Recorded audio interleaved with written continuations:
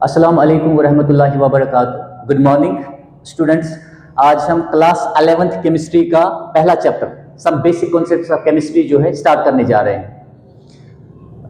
इस चैप्टर को स्टार्ट करने से पहले मैं आपको कुछ केमिस्ट्री के बारे में बताना चाहता हूँ। केमिस्ट्री के बारे में, केमिस्ट्री को हम डिफाइन करेंगे और केमिस्ट्री के इंपॉर्टेंस स्कोप के बारे में हम बात करेंगे। तो सबसे पहले हम देखेंगे कि केमिस्ट्री क्या चीज़ है।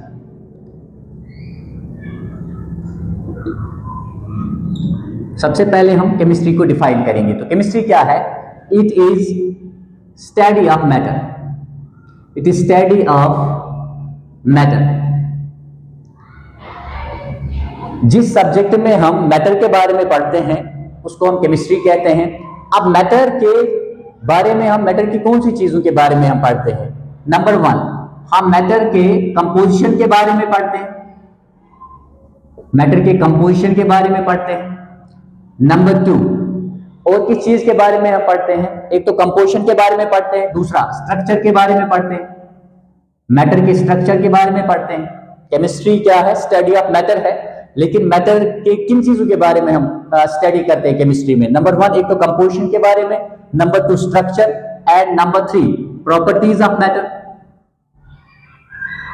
Properties of matter.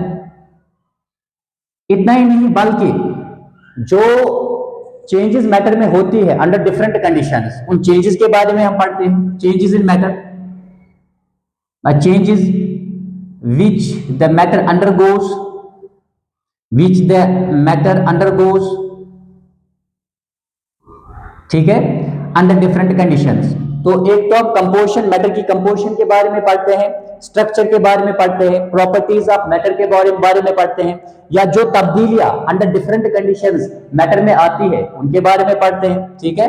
और वो कौन सी कंडीशंस हो सकती है, ठीक है, जिनमें ये तब्दीलियां आती है, वो फिजिकल भी हो सकती है, केमिकल भी, ठीक है। तो जो चेंजेस आती है अंडर डिफरेंट कंडीशंस, ठीक है, तो वो कंडीशंस क्या हो सकती है, वो आपने हमेशा जहन में रखना है। वो कंडीशन जो है वो फिजिकल कंडीशंस भी हो सकती है, फिजिकल और केमिकल,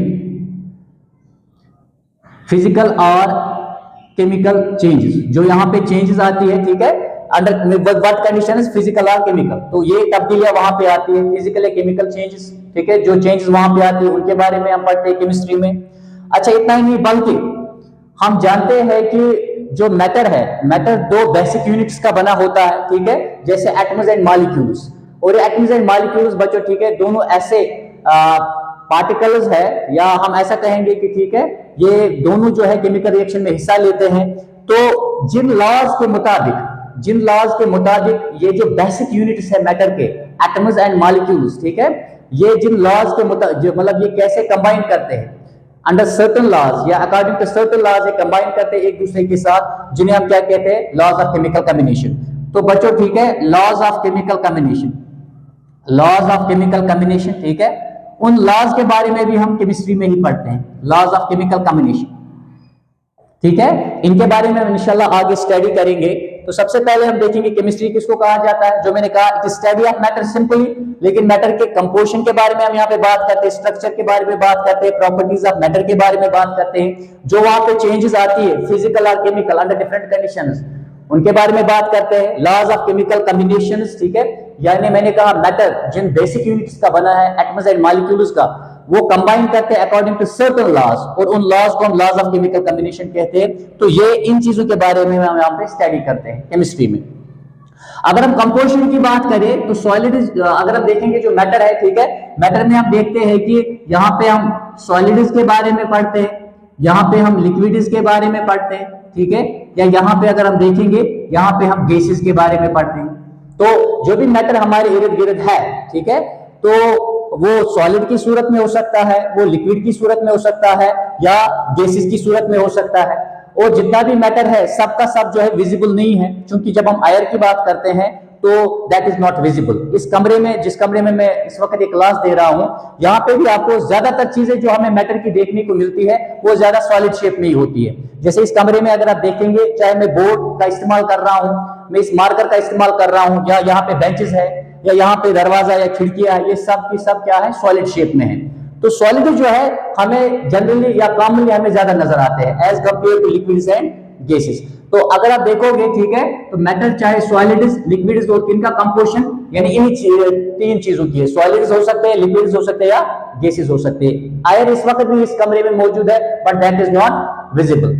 ओके, अच्छा, स्ट्रक्चर के बारे में हम बात करते हैं, ठीक है। स्ट्रक्चर में हम कहते हैं कि जो सॉलिड्स होते हैं, ठीक है, सॉलिड्स में जो पार्टिकल्स होते हैं they are closely packed. Solids में पार्टिकल्स जो होते हैं they are very closely packed. जब हम स्ट्रक्चर की बात करते हैं तो सॉलिड्स का जो स्ट्रक्चर होता है, हमें पता है सॉलिड्स का जो स्ट्रक्चर होता है दैट इज रिजिड, ठीक है, और इस प्रॉपर्टी को हम रिजिडिटी कहते हैं। अच्छा, ऐसा क्यों है? क्योंकि हमें पता है कि सॉलिड्स में जो इंटरमॉलिक्यूलर फोर्स ऑफ अट्रैक्शन होता है वो बड़ा ही स्ट्रांग होता है, ठीक है, जिसकी वजह से जो पार्टिकल्स होते हैं, जो एटम्स होते हैं, they are very closely packed in solids, ठीक है।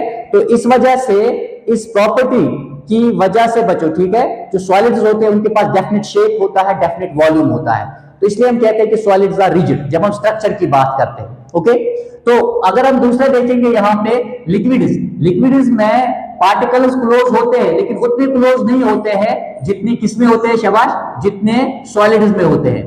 तो एज कंपेयर सॉलिड्स, ठीक है, लिक्विड्स में पार्टिकल जो होते हैं वो थोड़े दूर दूर होते हैं, लिटिल बिट। मेरी बात समझ आई, ठीक है, यानी ये एक दूसरे के ऊपर स्लाइड कर सकते हैं।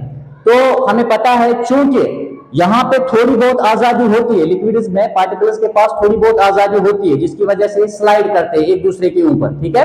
और हमें पता है लिक्विड्स फ्लो करते हैं।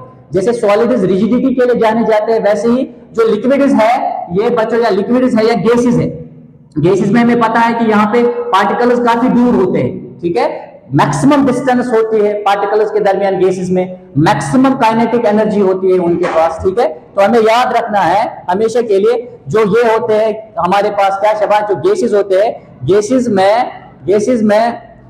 में ठीक है, गैसेस में पार्टिकल्स काफी दूर होते हैं, ठीक है, और उनके पास मैक्सिमम काइनेटिक एनर्जी होती है, ठीक है, जिसकी वजह से जो गैसेस एंड लिक्विड्स है हमारे पास, ये जैसे सॉलिड्स रिजिडिटी के लिए जाने जाते हैं, वैसे ही जो हमारे पास लिक्विड्स और गैसेस होते हैं, ये जिस प्रॉपर्टी के लिए जाने जाते हैं दैट इज फ्लूइडिटी। फ्लूइडिटी का मतलब क्या होता है? एबिलिटी टू फ्लो, यानी जो हमारे पास लिक्विड्स और गैसेस है वो फ्लो करते हैं, इनमें एबिलिटी होती है फ्लो करने की, ठीक है।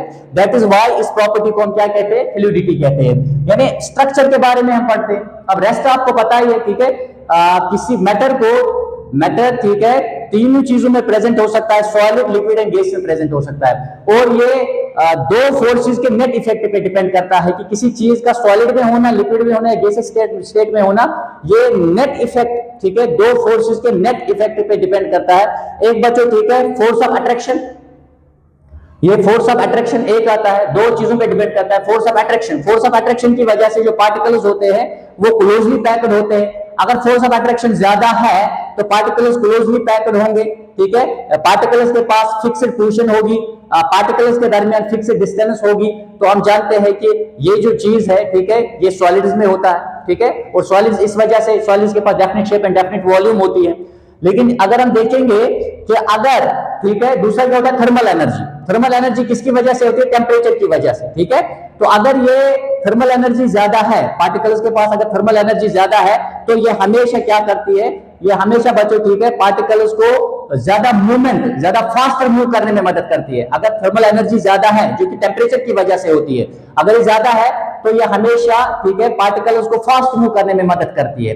तो ये कहां पे ज्यादा हो सकती है? ये गैसेस में बहुत ज्यादा है, ठीक है, एज कंपेयर टू क्या? Solids and liquids. तो आपने याद रखना है कि इन दो चीजों पे डिपेंड करता है, forces of attraction and next one is the thermal energy. किसी भी सबस्टेंस का इन तीन स्टेटस में होना इन दो चीजों पे डिपेंड करता है। अच्छा, तीसरा मैंने कहा था प्रॉपर्टीज ऑफ मैटर, जो मैं अभी बता रहा था कि सॉलिड्स के पास definite shape and definite volume होता है, ठीक है, क्यों होता है वो मैंने बताया आपको। अच्छा, अगर वहीं पे देखेंगे जो हमारे पास लिक्विड्स होते हैं इनके पास डेफिनेट वॉल्यूम तो होता है लेकिन डेफिनेट शेप नहीं होती है। रीजन है कि लिक्विड्स में पार्टिकल्स जो पोजीशन है वो फिक्स्ड नहीं होती है, they can slide over one another, लेकिन एट द सेम टाइम, ठीक है, अगर देखा जाए डिस्टेंस या space between the particles that is fixed. That is why कि जो हमारे पास लिक्विड्स होते हैं इनके पास डेफिनेट शेप नहीं होती है लेकिन डेफिनेट वॉल्यूम होता है। लिक्विड को आप जिस भी कंटेनर में डालेंगे उसी की शेप ले लेता है। अच्छा, गैसेस में हमें पता है गैसेस के पास ना तो डेफिनेट शेप होता है ना तो डेफिनेट वॉल्यूम होता है। रीजन, क्योंकि जो गैस पार्टिकल्स होते हैं उनमें ना तो फिक्स्ड पोजीशन होती है और जो डिस्टेंस बिटवीन द पार्टिकल्स होती है वो भी फिक्स्ड नहीं होती है। तो रेस्ट आप बाकी चीजें जानते ही हैं, ठीक है, कि सॉलिड जो है इनमें लो कंप्रेसिबिलिटी होती है, ठीक है, eight the same time gases में ज्यादा कंप्रेसिबिलिटी होती है, ठीक है।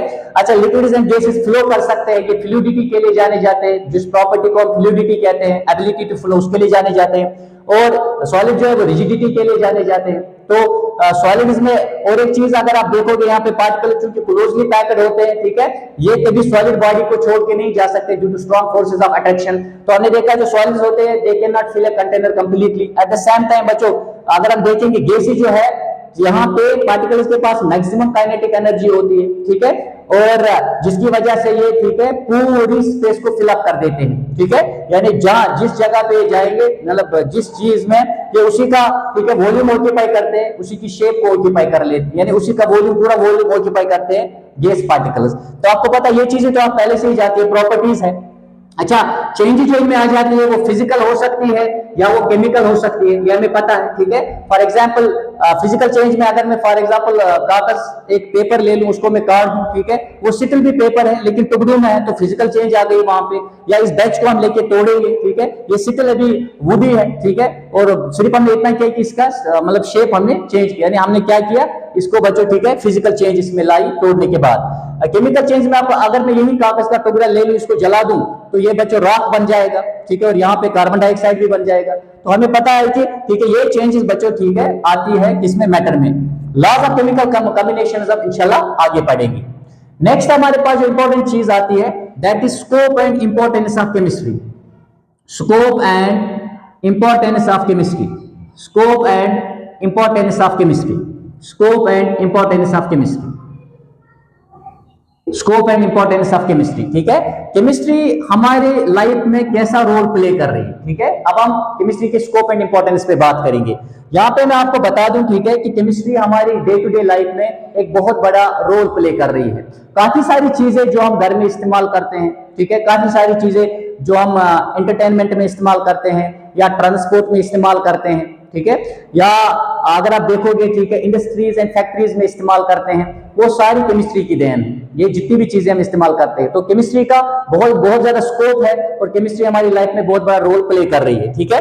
सबसे पहले अगर हम देखेंगे केमिस्ट्री का पहला रोल क्या है, जो तीन इंपॉर्टेंट चीजें हैं लाइफ के लिए, चाहे फूड की बात आप करें, ठीक है, चाहे क्लोथ्स की बात करें, चाहे आप, ठीक है बच्चों, हाउसेस की बात करें, होम यानी मकान की बात करें, वो केमिस्ट्री की देन है। क्योंकि चाहे आप बच्चों, ठीक है, फूड की बात करें, चाहे आप कपड़ों की बात करें, या चाहे आप, ठीक है, मकान की बात करें, जो मटेरियल यहाँ पे चाहिए फूड के पैदावार को बढ़ाने के लिए, जो केमिकल्स हमें चाहिए वो केमिस्ट्री देती है, या मकान बनाने के लिए जो हमें मटेरियल चाहिए वो भी केमिस्ट्री की मदद से ही आता है। अच्छा, क्लोथ्स जो अब सिंथेटिक क्लोथ्स आजकल हम इस्तेमाल कर रहे हैं बहुत ज्यादा, ठीक है, वो भी बच्चों, ठीक है, केमिस्ट्री की ही देन है, यानी वो केमिस्ट्री की मदद से ही बनाए जाते हैं, ठीक है, यानी मेथड जो है वो केमिस्ट्री ने हमें बता दिया कैसे बनाने। सबसे पहला वाला जो आता है that is supply of food. Supply of food, चूंकि हम जानते हैं कि अब वक्त के साथ साथ जो है लाइफ स्टैंडर्ड बेटर होने की वजह से जो पॉपुलेशन है बहुत सारी कंट्रीज की वो बढ़ गई, ठीक है।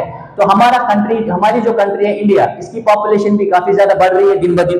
तो सप्लाई ऑफ फूड को, ठीक है, यानी इसको पैदावार को बढ़ाने के लिए और जो रिक्वायरमेंट्स है, इंक्रीजिंग पॉपुलेशन की रिक्वायरमेंट्स को बढ़ाने के लिए, ठीक है, जो पैदावार को बढ़ाने के लिए जो यहाँ पे केमिकल जो इस्तेमाल करते हैं हम, ठीक है, इस पैदावार को बढ़ाने के लिए, वो बच्चों, ठीक है, वो हमें केमिस्ट्री दे रही है। और सप्लाई ऑफ फूड को बढ़ाने के लिए या प्रोडक्शन को बढ़ाने के लिए, प्रोडक्शन ऑफ फूड को यानी पैदावार को, production of food and fruits या बाकी जो, ठीक है, फ्रूट्स हम इस्तेमाल करते हैं, इसके पैदावार को बढ़ाने के लिए जो हम यहाँ पे बच्चों इस्तेमाल करते हैं फर्टिलाइजर्स, जो हम फर्टिलाइजर्स यहाँ पे इस्तेमाल करते हैं, फर्टिलाइजर्स वो केमिस्ट्री की ही देन है। यानी फर्टिलाइजर, चाहे हम फर्टिलाइजर्स में यूरिया की बात करें, ठीक है, चाहे हम सोडियम नाइट्रेट की बात करें, चाहे हम सोडियम नाइट्रेट की बात करें, सोडियम नाइट्रेट की हम बात करें, ठीक है, या हम अमोनियम सल्फेट की बात करें, अमोनियम सल्फेट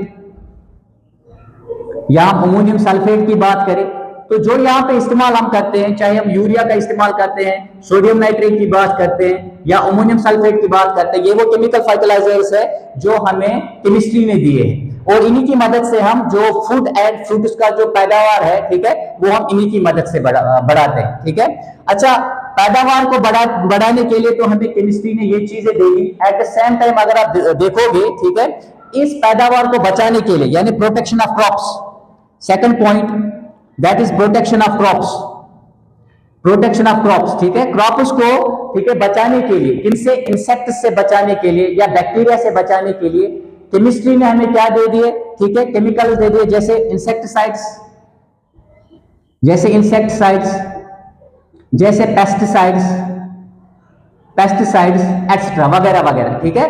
तो इंसेक्टिसाइड्स हो, पेस्टिसाइड्स हो या वीडीसाइड्स, ये सब के सब, ठीक है, यानी पैदावार को पहले बढ़ाने में केमिस्ट्री ने मदद किया, किनकी वजह से, फर्टिलाइजर्स की वजह से। उसके बाद, ठीक है बच्चों, इस पैदावार को बचाने के लिए जो, ठीक है, हमें केमिकल, इंसेक्टिसाइड्स है, पेस्टिसाइड्स है, वीडीसाइड्स है, ये भी केमिस्ट्री की देन है, ये भी हमें केमिस्ट्री ने ही दे दी है, ठीक है। साथ में अगर आप देखोगे, अच्छा, ऐसे फूड्स भी होते हैं जिनको प्रिजर्व हमें करना पड़ता है 5 दिन के लिए, 10 दिन के लिए, ठीक है, उसके बाद हम इस्तेमाल करते हैं, जैसे फूड प्रिजर्वेटिव्स, ठीक है, फूड प्रिजर्वेटिव जो होते हैं, ठीक है, जैसे आपके पास बटर होता है, बटर फूड है हमारे पास, या जाम है या स्कॉश है, ठीक है, इन चीजों को, ठीक है, थोड़े अरसे तक बचाने के लिए हम फूड प्रिजर्वेटिव्स का इस्तेमाल करते हैं। और ये फूड प्रिजर्वेटिव्स ये किसने हमें दे दिए, केमिस्ट्री ने ही दे दिए हमें, ठीक है। अच्छा, इतना ही नहीं बल्कि प्योर सप्लाई ऑफ फूड को इंश्योर करने के लिए, यानी एक साफ और शिफाफ सप्लाई जो फूड की है उसको इंश्योर करने के लिए, मिलावट को चेक करने के लिए जो मेथड्स इस्तेमाल किए जाते हैं वो भी केमिस्ट्री की देन है, ठीक है। तो आपने याद रखना है, तो ensure pure supply of food, pure supply of food को इंश्योर करने के लिए किसकी जो मेथड इस्तेमाल किए जाते हैं वो भी केमिस्ट्री की देन है। तो यहाँ पे हमने देखा केमिस्ट्री का बड़ा इंपॉर्टेंट रोल है हमारी लाइफ में, ठीक है, सप्लाई ऑफ फूड को लेके, ग्रोइंग पॉपुलेशन की रिक्वायरमेंट्स को बढ़ाने के लिए, और variety and quality of foods को बच्चों डेवलप करने के लिए केमिस्ट्री का बड़ा रोल है, ठीक है। अच्छा, इतना ही नहीं बल्कि प्रोटेक्शन ऑफ क्रॉप्स में जो भी हम, ठीक है बच्चों, केमिकल्स इस्तेमाल करते हैं वो केमिस्ट्री ने दे दिए। अच्छा, फूड प्रिजर्वेटिव्स, ठीक है, हम इस्तेमाल करते हैं, कुछ ऐसे फूड होते हैं जो हम चाहते हैं थोड़े अरसे तक हमारे पास रहे और हम उनको इस्तेमाल करें, तो फूड प्रिजर्वेटिव जो हम इस्तेमाल करते हैं वो भी केमिस्ट्री ने दे दिए। अच्छा, प्योर सप्लाई ऑफ फूड को इंश्योर करने के लिए, ठीक है, मिलावट को चेक करने के लिए जो हम मेथड्स इस्तेमाल करते हैं वो भी केमिस्ट्री की ही देन है। तो ये इंपॉर्टेंट। नेक्स्ट चीज अगर आप देखोगे, नेक्स्ट हमारा, ठीक है, सैनिटेशन, ठीक है, या हम साथ में ये कहेंगे कि बीमारियों से बचने के लिए, ठीक है, केमिस्ट्री ने नेक्स्ट चीज क्या की, ये तो नंबर 1 है, ठीक है। नंबर 2 अगर हम देखेंगे, sanitation and health, sanitation and healthy life,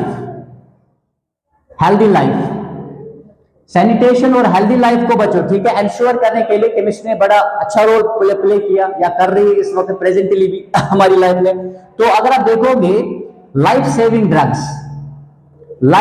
drugs, chemistry ने हमें ऐसे ड्रग्स दे दिए, ठीक है, जो हमें खतरनाक या मोहलिक बीमारियों से बचाता है, जैसे मैं आपको यहाँ पे एग्जांपल देता हूँ। आपने देखा होगा, ठीक है, बहुत सारी बीमारियां जो पास्ट में बहुत मोहलिक थी, जिनकी वजह से हजारों लोगों की जानें गई, ठीक है, जैसे मैं कालरा की बात करूं, डायरिया की बात करूं, ठीक है, या स्मॉल पॉक्स की बात करूं। आजकल ये जो थिंग्स ऑफ पास्ट बन चुकी है, अब ये पास्ट की चीजें है, ठीक है। तो यहाँ पे बच्चों इनसे बचने के लिए हमें जो है लाइफ सेविंग ड्रग जो है किसने दे दी है, केमिस्ट्री ने, ठीक है। यहाँ पे मैं फॉर एग्जांपल अगर 2 की बात करूं, सिस्प्लेटिन बच्चों, ठीक है, एक ऐसा ड्रग है जो कैंसर थेरेपी के लिए इस्तेमाल किया जाता है।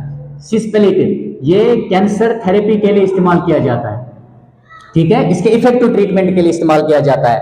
या हमारे पास AZT है, ठीक है, AZT क्या है, थाइमिडीन, ठीक है, ये एक ऐसा, ठीक है बच्चों, ड्रग है जो एडिस पेशेंट्स के लिए इस्तेमाल किया जाता है। जो एडिस पेशेंट होते हैं उनको ये AZT थाइमिडीन दिया जाता है, ठीक है। तो ये बच्चों कुछ थोड़ा सा मैंने आपको scope and importance of chemistry के बारे में बता दिया।